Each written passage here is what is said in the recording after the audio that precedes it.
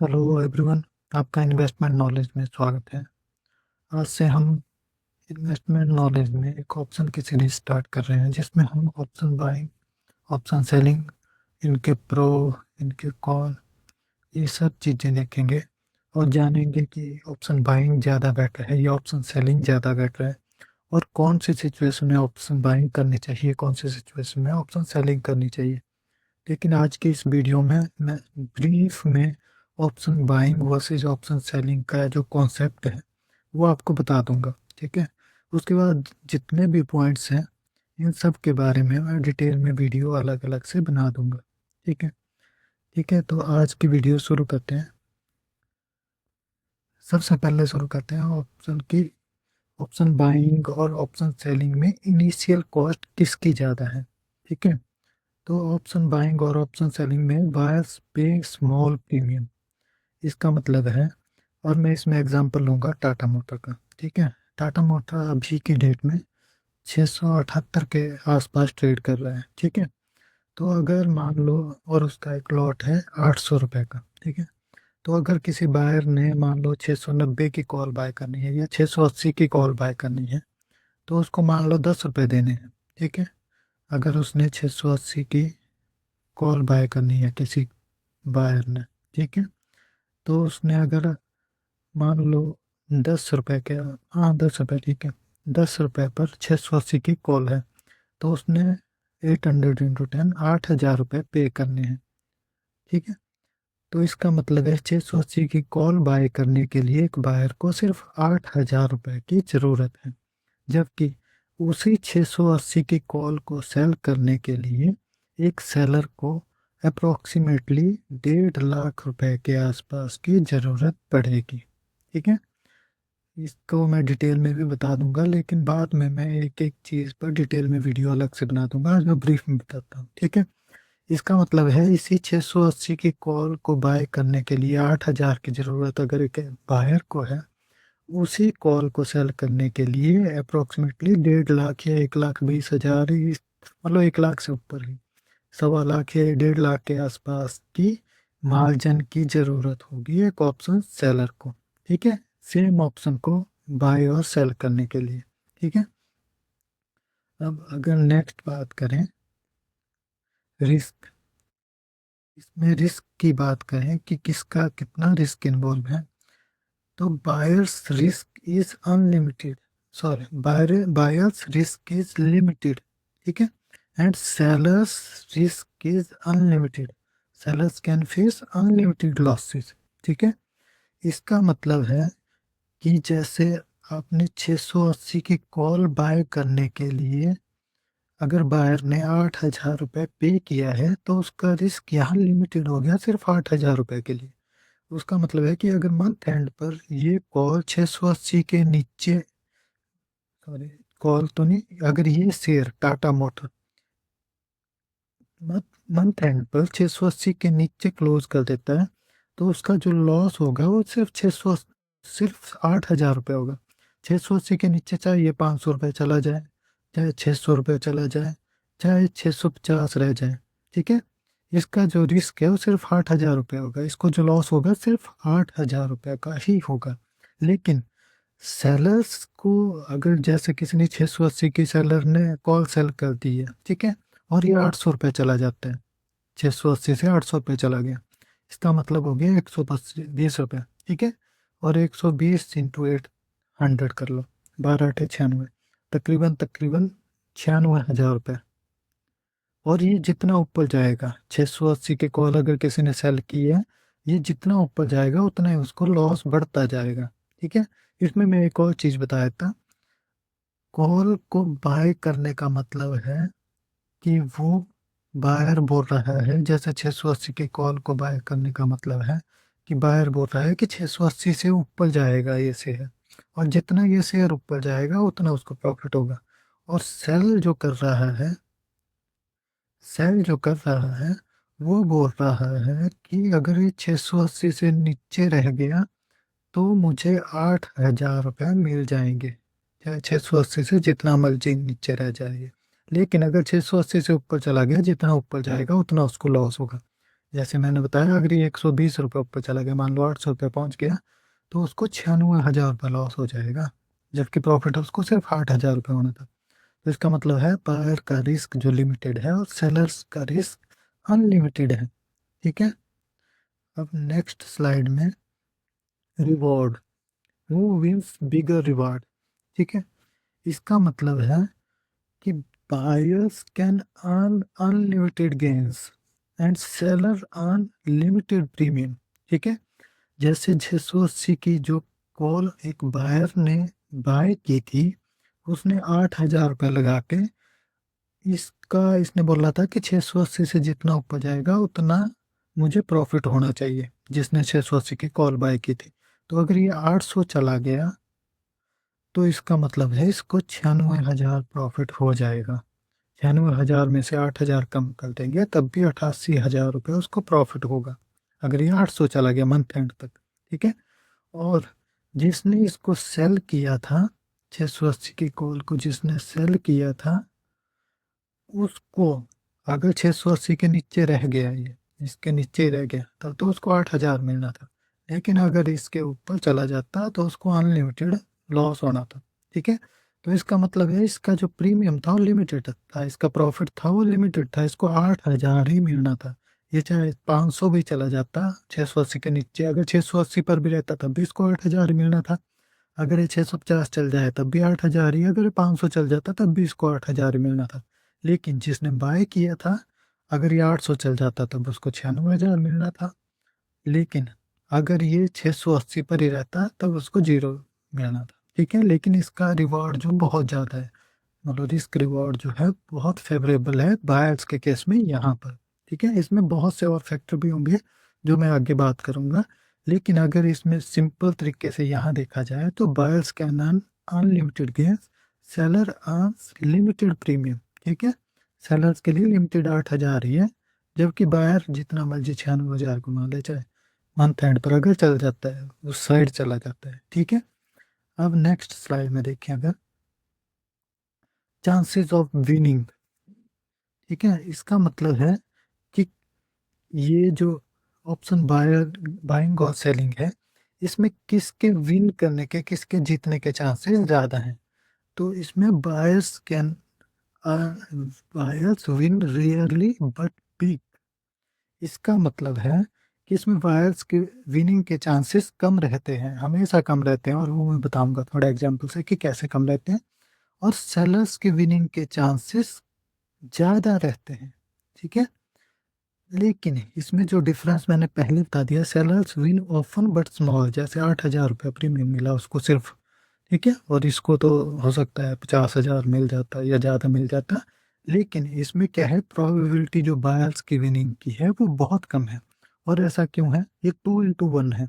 जैसे 2 बार ये जीतेगा तो ये सिर्फ 1 बार जीतेगा, वो भी मतलब नॉर्मल अगर लॉजिकली बात करनी है। और उसका मैं एक एग्जांपल दूंगा आपको। जैसे मान लो 680 की कॉल, 680 पर शेयर ट्रेड कर रहा है, और ये 680 की कॉल है। ये साइड बायर है, ये साइड सेलर है। ठीक है। तो इसका मतलब है अगर 680 से ऊपर जाएगा शेयर, ठीक है, 10 रुपये इसने ऑलरेडी पे कर दिए हैं बायर ने। ठीक है। अगर ये 690 चला गया तब भी इसने ऑलरेडी 10 रुपये पे किए हैं। ठीक है। तो 690 तक इसको कोई प्रॉफिट नहीं होगा। लेकिन अगर बाई चांस ये 700 रुपये चला गया तो इसको 10 रुपये का प्रॉफिट हो गया। अगर यहाँ 690 से ये 800 ही चला गया तो इसको 110 रुपये प्रॉफिट हो गया। ठीक है। ये प्रॉफिट बढ़ता जाता है, लेकिन कंडीशन है कि ऊपर जाना चाहिए। और ये क्या कब होगा, जब फेवरेबल कंडीशन होगी, शेयर मूव करता है अगर बहुत ज़्यादा, तब ये कंडीशन होगा। लेकिन मान लो मार्केट मतलब कंसोलिडेट कर रही है, ठीक है, कोई मूव नहीं दे रही है, कंसोलिडेट कर रही है जैसा नॉर्मली मार्केट ज़्यादातर करती है। ठीक है। तो उसमें क्या होगा, जो सेलर है जिसने 680 पर बोला था कि मुझे 10 रुपये दे दो, मैं 680 की कॉल सेल कर रहा हूँ, मैं आपको 1.5 लाख रुपए का मार्जिन लगा के भी 680 की कॉल सेल कर रहा हूँ, मुझे सिर्फ 8,000 रुपये चाहिए, 10 रुपये चाहिए। ठीक है। तो इसका मतलब है कि अगर ये 690 तक भी जाएगा, क्योंकि 10 रुपये इसको ऑलरेडी मिल गए हैं, ठीक है, 690 तक भी जाएगा तब भी इसको 0 लॉस होगा। लेकिन अगर ये जितना ऊपर जाएगा उतना इसको लॉस बढ़ता जाएगा। लेकिन अगर मार्केट यही कंसोलिडेट कर रही है, मान लो 685 पर बंद हो गई मार्केट, मतलब मंथ एंड पर 685 पर शेयर बंद हो गया, क्लोज हो गया, ये कहीं भी नहीं गया, ऊपर नीचे घूमता रहा और 685 रुपये पर क्लोज हो गया, तो इसको सिर्फ 5 रुपये का प्रॉफिट होगा, क्योंकि 10 रुपये मिले थे, उसमें से 5 रुपये उसने यहाँ दे दिए, तो 5 का मतलब है 4,000 रुपये प्रॉफिट हुआ उसको। लेकिन अगर ये 680 पर क्लोज करता है तब भी इसको पूरे के पूरे 10 रुपये मिल जाते हैं। ठीक है, 680 पर क्लोज करता तब भी इसको 10 रुपये मिल जाते हैं, 670 पर क्लोज करता तब भी इसको 10 मिलेंगे। या नीचे जितना भी रहेगा ये 680 या 680 से नीचे अगर ये रहेगा तो इसको 10 रुपये मिलेंगे, और ये अगर 690 से ऊपर जाएगा तब भी इसको लॉस होना शुरू होगा। ठीक है, तो इसका मतलब है buyers win rarely but weak, क्योंकि बायर्स को जीतने के लिए एक साइड मूवमेंट आना चाहिए, अगर वो मूवमेंट नहीं आया तो सेलर विन करेंगे। ठीक है, अब नेक्स्ट पॉइंट देखते हैं। नेक्स्ट पॉइंट है time DK, the silent killer. ठीक है, इसको साइलेंट किलर इसलिए बोलते हैं क्योंकि जब बायर बाय करता है, जैसे जैसे टाइम बीतता जाएगा, ये जो प्रीमियम होगा जो 10 रुपये का था, ये धीरे धीरे डिके करता जाएगा। जैसे 10 रुपये इसने पे किया था, अगर ये 5 दिनों बाद देखेगा तो वो 8 रुपये रह जाएगा, फिर से 5 दिनों बाद देखेगा वो 6 रुपये रह जाएगा, फिर से 5 दिनों बाद देखेगा मान लो 4 रुपये रह गया, फिर से 5 दिनों बाद देखा वो 3 रुपये रह गया, और लास्ट में मान लो एंड पॉइंट जब मंथ एंड हो गया तो वो जीरो हो जाएगा। कंडीशन क्या है कि अगर ये 680 रुपये पर ही रहे, शेयर अगर यहीं घूमता रहा 680 पर ही, तो ये धीरे धीरे टाइम डीके होता जाएगा और इसकी वैल्यू जीरो हो जाएगी अपने, और जो इसने 8,000 रुपये पे किए थे बायर ने, वो जीरो हो जाएंगे। ठीक है, उसको 8,000 रुपये का धीरे धीरे लॉस पूरा हो जाएगा। लेकिन जो सेलर होगा उसने क्योंकि सेल किया है, अगर ये 680 पर ही रहा, क्योंकि इसको 10 रुपये का प्रीमियम मिल गया है, ठीक है, तो जब ये 10 रुपये से 8 रुपये आया तो 2 रुपये का प्रॉफिट इसको दिखाना शुरू कर देगा सेलर को। जब ये 5 रुपये आया तो 5 रुपये का प्रॉफिट दिखाना शुरू कर दिया, और जिस दिन मान लो 680 पर ही क्लोज हो गया शेयर, तो ये जीरो हो जाएगा और इसको पूरे के पूरे 8,000 रुपये मिल जाएंगे ऑप्शन सेलर को। ठीक है, तो जो टाइम डिके है, जो एक्चुअल में ऑप्शन बाइंग में अगर किसी को ऑप्शन बाइंग करनी है तो उसको मूवमेंट कैच करनी पड़ती है, जबकि जो सेलिंग करता है उसको वो होप करता है कि मार्केट कंसोलिडेट करे, शेयर वहीं घूमता रहे, ज़्यादा ऊपर नीचे ना हो। अगर ज़्यादा ऊपर नीचे नहीं होगा शेयर तो उसको ऑप्शन सेलर को इसमें हेल्प मिलेगी, जबकि ऑप्शन बायर को उससे नुकसान होता है। ठीक है, अब नेक्स्ट हम बात करेंगे वोलेटिलिटी, फ्रेंड और फो। ठीक है, वोलेटिलिटी जिसको हम विक्स भी बोलते हैं, आपने सुना होगा विक्स जिसको बोलते हैं। ठीक है, विक्स जब बढ़ता है, विक्स बढ़ता है जब मार्केट बहुत ऊपर नीचे हो रही होती है, मतलब कोई ग्लोबल कोई जैसे आरबीआई के रेपो रेट बढ़ रहे हैं, या यूएसए में रेपो रेट में चेंज हो रहा है, कभी ऊपर जा रही है, या कोई बड़ी न्यूज़ आ गई, तो विक्स जो है वो ऊपर जाएगा। ठीक है, और अगर मार्केट कंसोलिडेट कर रही है, कहीं कोई न्यूज़ फ्लो नहीं चल रहा है, सब कुछ नॉर्मल चल रहा है, तो विक्स डाउन जाएगा। और जब विक्स डाउन जाता है तो ऑप्शन सेलर को उसको फायदा होता है, क्योंकि जैसे विक्स डाउन जाएगा प्रीमियम डीके होगा। जो 10 रुपये की कॉल है वो विक्स की वजह से, जैसे अगर मार्केट बिल्कुल मूव नहीं करती है, वो धीरे धीरे डीके होता जाएगा। लेकिन अगर विक्स बढ़ रहा है तो ये प्रीमियम 10 से 12 रुपये हो जाएगा, अगर 680 पर ही शेयर घूम रहा है, शेयर यही है, लेकिन अगर विक्स बढ़ गया तो प्रीमियम भी बढ़ेगा, और विक्स कम हो गया तो प्रीमियम भी बढ़ेगा, प्रीमियम भी कम होगा। ठीक है, तो विक्स अगर कम हो रहा है, वोलेटिलिटी कम है, तो सेलर को फायदा होगा। ठीक है, और अगर विक्स बढ़ रहा है, वोलेटिलिटी बढ़ रही है, तो ये बायर को फायदा होगा। ठीक है, नेक्स्ट बात करते हैं कैपिटल। ठीक है, buyers need less capital, sellers need large margins. जो मैंने सबसे पहले ही बात करी कि बायर्स के पास अगर 10-15 हज़ार 20 हज़ार भी है, वो तब भी शुरू कर सकता है, कॉल बाय कर ले, देख लिया लगा के तो कागा लगता है ठीक है, या वो अगर मूवमेंट कैच कर सकता है ठीक है, तो प्रॉफिट कमा सकता है। लेकिन अगर किसी को सेलिंग करनी है तो उसको अप्रोक्सीमेटली 1.5 लाख रुपया मिनिमम चाहिए एक लॉट को सेल करने के लिए, जबकि एक लॉट को बाय करने के लिए यहाँ पर 10,000 रुपये से भी काम चल जा रहा था। ठीक है, तो इसका मतलब है buyers need less capital, sellers need large margin, और इसमें और चीज़ें भी हैं जो मैं आगे भी बात करूंगा आपसे, लेकिन आज मैं ब्रीफ में बता रहा हूँ, नहीं तो वीडियो बहुत लंबी हो जाएगी। इसलिए मैं सिर्फ इतना बताऊंगा कि सेलर्स को मार्जिन ज़्यादा चाहिए, बायर्स को कम चाहिए। ठीक है। अब अगली बात करें अगर मार्केट टाइप। ठीक है। Market type when to play. ठीक है। Buyers need trends. जो मैंने बताया कि जब किसी शेयर में मूवमेंट आ रही है, कोई शेयर मूव कर रहा है, जैसे टाटा मोटर की बात कर रहा हूँ, जैसे इसमें ब्रेकआउट हुआ, मान लो चार्ट पर ब्रेकआउट हुआ या कोई बड़ी अच्छी न्यूज़ आ गई, ऐसे मूवमेंट कैच करने पड़ते हैं बायर्स को, क्योंकि टाइम डीके उसमें बायर्स के अगेंस्ट जाता है। ठीक है। और सेलर्स को चाहिए कंसोलिडेटेड मार्केट, जिसमें कोई न्यूज़ फ्लो नहीं चल रहा है, कोई बड़ी न्यूज़ नहीं है, कोई बड़ा इवेंट नहीं है, तो उनको रेंज बाउंड मार्केट चाहिए सेलर्स को, जो कि बायर्स को मूवमेंट कैच करना पड़ता है। ठीक है। अब नेक्स्ट बात करते हैं स्ट्रेस लेवल। ठीक है। Who स्लीप्स better, buyers relax, sellers must monitor risk daily. ठीक है। इसका मतलब है कि बायर्स ने मान लो एक कॉल बाय कर ली 680 की, 8,000 रुपये लगा दिए। अब उसको पता है मार्केट चाहे क्रैश कर जाए तब भी उसका 8,000 ही जाएगा, उससे ज़्यादा उसका कुछ नहीं जाएगा। जबकि सेलर्स को पता है कि अगर बहुत अच्छी न्यूज़ आ गई, मान लो 20% का आपका सर्किट लग गया या 800 रुपये पहुँच गया शेयर, तो जो उसका लॉस है, वो जो उसने सिर्फ 8,000 कमाया था, कमाया उसने सिर्फ 8,000 था, प्रीमियम उसको सिर्फ 8,000 मिला था, लेकिन लॉस उसको अगर 800 पहुंच गया तो 96,000 का हो जाएगा। ठीक है। तो उसको या तो स्टॉप लॉस रखने पड़ते हैं, या उसको अपनी जो पोजीशन है उसी तरीके से क्रिएट करनी पड़ती है कि अगर बाई चांस ऐसा कुछ हो तो उसका लॉस एक लिमिट में रहे। ठीक है। तो स्ट्रेस लेवल जो है वो बायर्स का लिमिटेड होता है, मतलब उसको बहुत ज़्यादा स्ट्रेस की प्रॉब्लम नहीं होती, जबकि सेलर्स को अपनी पोजीशंस बहुत अच्छे से क्रिएट करनी पड़ती है। ठीक है। अब नेक्स्ट, लर्निंग कर्व। ठीक है। Who learns faster. इसका मतलब है कि किसको, जैसे बायर और सेलर में किसको ज़्यादा लर्निंग की ज़रूरत होती है, या ज़्यादा बहुत अच्छा होना पड़ता है मार्केट में, तब जाके वो बाइंग और सेलिंग कर सकता है। ठीक है। Buying is beginner friendly. ठीक है। तो जैसे मैंने बताया, अगर मान लो किसी के पास 10,000 है, उसको लग रहा है कि टाटा मोटर बहुत ऊपर जाएगा, बहुत अच्छी न्यूज़ है या बहुत अच्छे रिजल्ट्स हैं। ठीक है। 680 की कॉल बाय कर ली, और उसके बाद वेट किया, ठीक है 20, 30, 40 रुपए जितना उसको लग रहा है प्रॉफिट हो गया, 750 चला गया, ठीक है एग्जिट करो। उसने वहां से प्रॉफिट बुक किया और निकल गया चुपचाप, उसने ज़्यादा कुछ नहीं किया।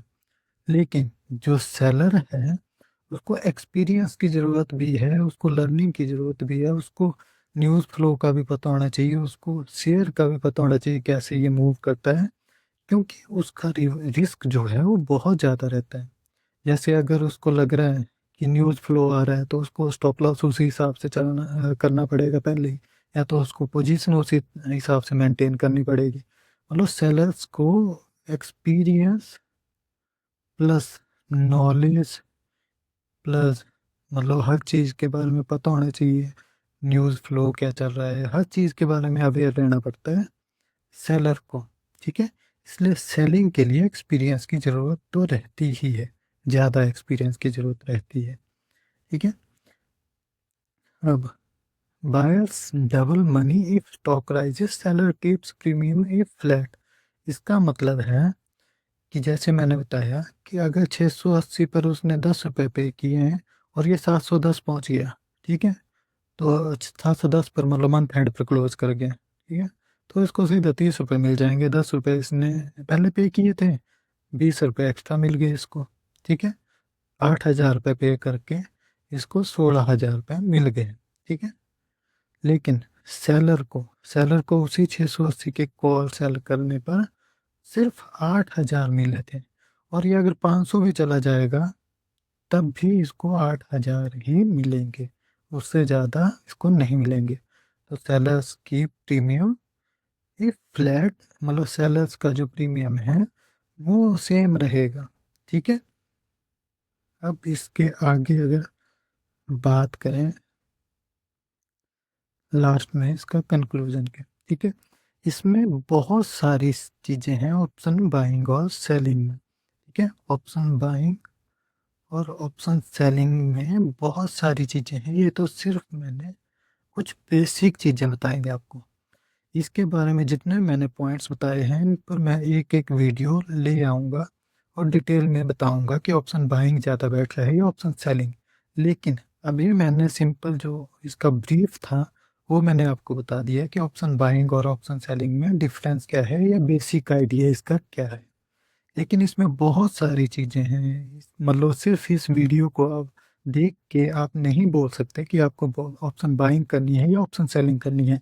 मैं इस पर कंटिन्यू वीडियोस लाऊंगा और तब जाके जब आप एक बार इन सब पॉइंट्स को अच्छे से समझ लेंगे, उसके बाद आप डिसाइड करना कि आपको ऑप्शन बाइंग करनी है या ऑप्शन सेलिंग करनी है। क्योंकि ऑप्शन बाइंग में रिस्क फिर भी लिमिटेड है, लेकिन ऑप्शन सेलिंग में रिस्क बहुत ज़्यादा है। लेकिन ऑप्शन बाइंग में आपके जीतने के चांसेस बहुत कम होते हैं, जबकि ऑप्शन सेलिंग में आपके जीतने के चांसेस ज़्यादा होते हैं, काफ़ी ज़्यादा होते हैं। और मैं आपको बता दूंगा, वो हर चीज़ बताऊंगा आपको कि आपको कैसे, कब और कहाँ क्या करना है। ठीक है, अगर इस आपको ये सब कुछ नॉलेज चाहिए, आप प्लीज़ मेरे चैनल को इन्वेस्टमेंट नॉलेज को सब्सक्राइब कर लीजिए और बेल आइकन को दबा दीजिएगा, क्योंकि मैं इस ऑप्शन सीरीज पर कंटिन्यू वीडियोस लाने वाला हूँ। ठीक है, ओके, थैंक यू।